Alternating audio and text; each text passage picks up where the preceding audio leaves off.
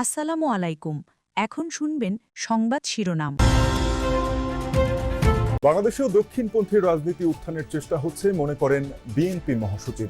আমার কাছে মনে হয় না যে জনগণের মধ্যে পুনর্গঠনে অংশ নিতে প্রবাসী বাংলাদেশিদের প্রতি প্রধান উপদেষ্টার আহ্বান। জুলাই বিপ্লবে পাওয়া পরিবর্তন এগিয়ে নিতে ভূমিকা। শেষ হচ্ছে শেখ হাসিনা কামাল সহ ৩ জনের বিরুদ্ধে মানবতা বিরোধী অপরাধ মামলার সাক্ষ্য গ্রহণ, জবানবন্দি দিচ্ছেন মূল তদন্ত কর্মকর্তা। সুশীল সমাজের সাথে চলছে ইসির সংলাপ। সুষ্ঠু নির্বাচন আয়োজনে নেওয়া হচ্ছে মতামত। আরপিও সংশোধন সহ কমিশনের ভূমিকা তুলে ধরেন। আসসালামু আলাইকুম। এতক্ষণ শুনছিলেন সংবাদ শিরোনাম, এখন শুনবেন বিস্তারিত। জামায়াতে ইসলামী লাইমলাইটে এলেও জনমনে খুব বেশি প্রভাব পড়েনি। দলটি খুবই সংগঠিত হলেও ভোটে জিতে যাওয়া সম্ভব নয় বলেও মনে করেন বিএনপি মহাসচিব। নিউ ইয়র্ক থেকে মাহফুজ মিশুর রিপোর্ট। ৫ আগস্টের পর রাজনীতির মাঠে বিএনপির প্রধান প্রতিদ্বন্দ্বী জামায়াতে ইসলামী বাংলাদেশ। সংস্কার, জুলাই সনদ সহ নির্বাচন পদ্ধতি নিয়ে বিএনপির অবস্থানের বিপক্ষে দলটির দীর্ঘদিনের সহযাত্রী জামায়াতে ইসলামী। ক্ষমতাচ্যুত আওয়ামী লীগের রাজনৈতিক কর্মকাণ্ড নিষিদ্ধ ও জাতীয় পার্টিও প্রায় একই অবস্থায় থাকায় জামায়াত সুবিধাজনক অবস্থানে বলে মনে করেন বিএনপি মহাসচিব। জামাত আপনার অত্যন্ত যেভাবে হোক তারা লাইমলাইটে এসে গেছে এখন, এবং আপনার মিডিয়ার বদৌলতে এবং তাদের সাংগঠনিক কর্মকাণ্ডের বদৌলতে তারা একটা জায়গায় পৌঁছানোর চেষ্টা করছে। এটা করবেই তারা, এটাই স্বাভাবিক, আপনার করাটাই স্বাভাবিক। তো সেই ক্ষেত্রে আমার কাছে মনে হয় না যে জনগণের মধ্যে জামাতের যে খুব বেশি প্রভাব বেড়েছে, এটা আমার কাছে মনে হয় না। আমি নিজে মাঠের রাজনীতিবিদ, মাঠে যাতায়াত করি, তাতে বুঝতে পারি যে তার গিয়ে সেখানে খুব বেশি একটা নাই। বৈশ্বিক রাজনীতির গতিপ্রবাহ তুলে ধরে বাংলাদেশও যে তা থেকে বিচ্ছিন্ন নয় তা স্পষ্ট করেন মির্জা ফখরুল। তবে সেই প্রচেষ্টা ভোটের মাঠে সফল হবে না বলে বিশ্বাস তার। সারা পৃথিবীতেই আপনার একটা দেখা যাচ্ছে যে দক্ষিণ পন্থা যারা নিয়ে যারা রাজনীতি করে তাদের একটা উত্থান হচ্ছে আর কি। সেক্ষেত্রে বাংলাদেশে এটা চেষ্টা করা হচ্ছে। দেশ পুনর্গঠন প্রক্রিয়ায় অংশ নিতে প্রবাসী বাংলাদেশিদের প্রতি আহ্বান জানিয়েছেন প্রধান উপদেষ্টা professor doctor Mohammad Yunus. New ইয়র্কে এনআরবি কানেক্ট ডে উপলক্ষে এক অনুষ্ঠানে তিনি বলেন, প্রবাসীরা বাংলাদেশের অবিচ্ছেদ্য অংশ। জুলাই বিপ্লবের পর সৃষ্ট পরিবর্তনকে এগিয়ে নিতে বিদেশে থাকা বাংলাদেশিদের গুরুত্বপূর্ণ ভূমিকা রাখতে হবে। বাংলাদেশ বিনিয়োগ উন্নয়ন কর্তৃপক্ষ বিডার আয়োজনে নিউ ইয়র্কে অনুষ্ঠিত হয় এনআরবি কানেক্ট ডে। অনুষ্ঠানে যোগ দেন প্রধান উপদেষ্টা প্রফেসর ডক্টর মোহাম্মদ ইউনূস। প্রবাসীদের করতালি আর স্লোগানে সিক্ত হন বাংলাদেশের একমাত্র নোবেলজয়ী এই অর্থনীতিবিদ। হাত নেড়ে অভিবাদনের জবাব দেন তিনি। ভাষণে ঘুরে ফিরে উঠে আসে বাংলাদেশের প্রসঙ্গ। প্রফেসর ইউনূস জানান, 1 বছর আগে কি পরিস্থিতিতে তাকে সরকার গঠন করতে হয়েছিল এবং এখন চলছে দেশ পুনর্গঠনের কাজ। ছাত্ররা তাদের রক্ত দিয়ে যে সুযোগ সৃষ্টি করে দিয়েছে, সেটা শুধু একটি রাজনৈতিক সরকার পরিবর্তনের বিষয় ছিল না, এটা দেশের একটা পুনর্জন্মের বিষয়। সেই পুনর্জন্মটা হাতে খড়ি থেকে শুরু করে সামনে গিয়ে পেছনের দিকগুলোকে আজকে আলাপ করলাম, দুর্নীতি ইত্যাদি, এগুলো কত জটিল হতে যাওয়া হয়। এগুলো কোন জিনিস আর নতুন বাংলাদেশে যাতে প্রবেশ করতে না পারে সেই ব্যবস্থা, সেটি আমাদের সরকার প্রধান বলেন, প্রবাসীরা যেখানেই থাকুক না কেন দেশের জন্য তাদের অবদান অতুলনীয়। আমাদের অর্থনীতি শেষ, কিছু নেই, একেবারে তলানি বাচ্চারা রাখা ওকে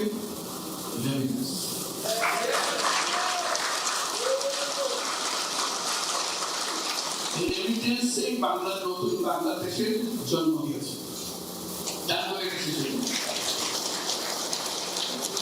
সাবেক প্রধানমন্ত্রী শেখ হাসিনা, সাবেক স্বরাষ্ট্রমন্ত্রী আসাদুজ্জামান খান কামাল সহ 3 জনের বিরুদ্ধে জুলাই আগস্টে সংঘটিত মানবতা বিরোধী অপরাধ মামলার সর্বশেষ সাক্ষীর সাক্ষ্য গ্রহণ চলছে।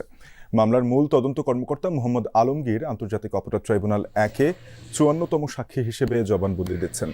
এ সময় প্রসিকিউশনের পক্ষ থেকে তদন্ত কর্মকর্তার জবানবন্দির অংশবিশেষ ও জব্দ করা ভিডিও প্রদর্শন করা হয় ট্রাইব্যুনালে।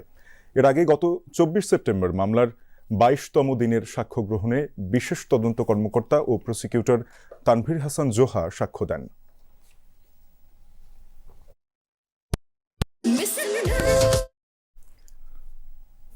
নির্বাচনের সঙ্গে জড়িতরাও এবার ভোট দিতে পারবেন বলে জানিয়েছেন সিইসি এএমএম নাসির উদ্দিন। নির্বাচন ভবনে সুশীল সমাজের প্রতিনিধিদের সঙ্গে ইসি সংলাপের সূচনা বক্তব্যে সিইসি একথা বলেন নির্বাচন ঘিরেই ইসি আয়োজিত সংলাপ কেবল আনুষ্ঠানিকতা নয়, সুষ্ঠু নির্বাচন আয়োজনে এই সংলাপ গুরুত্বপূর্ণ ভূমিকা পালন করবে। নাসির উদ্দিন জানান, দায়িত্ব গ্রহণের পর থেকে ইসি বিশাল কর্মযজ্ঞ হাতে নিয়েছে। সিইসি বলেন, আরপিও সংশোধন সহ ভোটার তালিকা হালনাগাদ করা হয়েছে। আইনে পোস্টাল ব্যালটের কথা থাকলেও এর প্রয়োগ ছিল না উল্লেখ করে সিইসি বলেন, বর্তমান কমিশন এ নিয়ে কাজ করছে। আমরা আশা করব আজকের যে আপনাদের যে জ্ঞানলব্ধ, অভিজ্ঞতালব্ধ, আপনাদের যে উইজডম, আপনাদের মেধা মন্ত্রের দিকে যে উৎসাহিত যে পরামর্শ, মতামত উঠে আসবে ইনশাল্লাহ। আমরা মনে করি এটা আমাদেরকে অত্যন্ত, আমাদের কাজকর্মে অত্যন্ত গুরুত্বপূর্ণ ভূমিকা রাখবে। এ বিষয়ে আরো বিস্তারিত জানাতে নির্বাচন ভবন থেকে যোগ দিচ্ছেন সহকর্মী তানভীর মৌসুম। তানভীর, জানাবেন যে সুষ্ঠু ভোট আয়োজনে সংলাপে সুশীল সমাজের প্রতিনিধিরা কি ধরনের মতামত তুলে ধরেছেন? সংলাপের ফাঁকে কারোর সাথে কথা হয়েছে কিনা আপনার? শাফিন, এখনো সংলাপটি চলছে, অর্থাৎ প্রথম পর্বের যে সংলাপ সেই সংলাপটি এখনো শেষ হয়নি এবং এই সংলাপে আসলে নির্বাচন কমিশনের ভূমিকা, নির্বাচনে কি ধরনের হওয়া উচিত সে বিষয়টি নিয়ে কিন্তু অনেক আলোচকই কথা বলেছেন এবং এখানে কোনো আলোচক বলেছেন এআই এর অপব্যবহার নিয়ে এবং উপমহাদেশে পাকিস্তান এবং ভারতে কিভাবে নির্বাচনের সময়ে এআই অনেক বড় প্রভাব রেখেছিল সে বিষয়টি নিয়ে আলোচকরা আলোচনা করেছেন। আবার আরেক দিক দিয়ে আমরা দেখেছি যে এখন যেরকম কথা বলছেন রাশেদা কে চৌধুরী, এর আগে কথা বলেছিলেন সাংবাদিক সোহরাব হাসান এবং তিনি তখন বলেছিলেন যে আসলে এই নির্বাচনে যে ধরনের যে আইন শৃঙ্খলা ভঙ্গ হয় এবং যে নির্বাচন আচরণবিধি লঙ্ঘন হয় সেগুলো সাধারণ মানুষই করে থাকে, কিন্তু সাধারণ মানুষ এটি লঙ্ঘন করলেও পরবর্তীতে এর দায় চাপে কিন্তু নির্বাচন কমিশনের উপরে এবং নির্বাচন কমিশনের উপর দায় চাপার কারণেই কিন্তু পরবর্তীতে আহ্বান জানানো হয় যে নির্বাচন কমিশন যেন শক্ত ভূমিকা পালন করে একটি নির্বাচন পরিচালনার ক্ষেত্রে। এক্ষেত্রে তারা বলেন যে এই সরকারের ক্ষেত্রেও যদি সরকারের প্রভাবশালী কারো ক্ষেত্রেও যদি নির্বাচনী আচরণবিধি ভঙ্গ এবং নিয়ম নীতি ভঙ্গের ব্যাপারে অভিযোগ থাকে তাহলে যেন সে বিষয়টি নিয়ে তারা শক্ত অবস্থান নিতে পারেন সে আহ্বান জানানো হয়। একই সাথে এআই এর অপব্যবহার ছাড়াও আর্মির ম্যাজিস্ট্রেসি ক্ষমতার সদ্ব্যবহার সহ আরো অন্যান্য অনেক কিছুই উঠে এসেছে এবং আমরা দেখতে পাচ্ছি যে এখন আসলে ঠিক কিছুক্ষণ আগেই এই প্রথম পর্বের সংলাপটি শেষ হয়ে গেছে এবং আর কিছুক্ষণ পরে শুরু হবে দ্বিতীয় পর্বের সংলাপ। শাফিন, দিনের সংলাপ শেষে নিশ্চয়ই তানভীর মৌসুম আমাদেরকে আরো বিস্তারিত জানিয়ে দেবেন। রাজধানীর আজিমপুরে সাবেক এমপি হাজি সেলিমের একটি বাড়িতে অভিযান চালাচ্ছে যৌথ বাহিনী। সেখানে সেলিম পরিবারের ব্যবহৃত 6টি গাড়ির সন্ধান মিলেছে। ঘটনাস্থল থেকে যোগ দিচ্ছেন সহকর্মী রাব্বি সিদ্দিকী। রাব্বি, আজিমপুরে যৌথ বাহিনীর অভিযানের বিষয়ে বিস্তারিত আমাদেরকে জানাবেন। যেই গাড়িগুলো উদ্ধার করা হয়েছে সেগুলো কি পরিত্যক্ত অবস্থায় ছিল কিনা?